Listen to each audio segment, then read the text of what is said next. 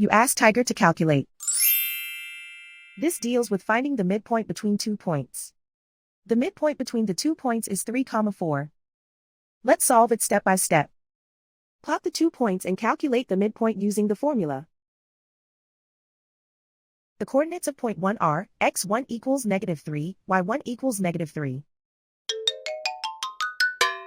The coordinates of point 2 are x2 equals 9, y2 equals 11. PM represents the midpoint of the 2 points.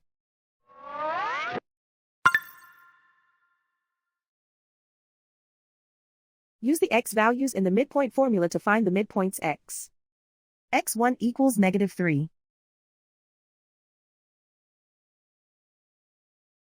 x2 equals 9.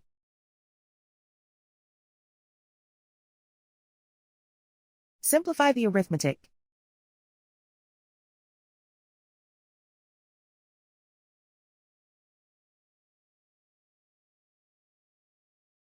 Use the y values in the midpoint formula to find the midpoints y. y1 equals -3.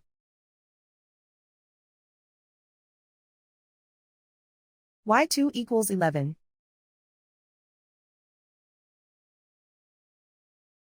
Simplify the arithmetic.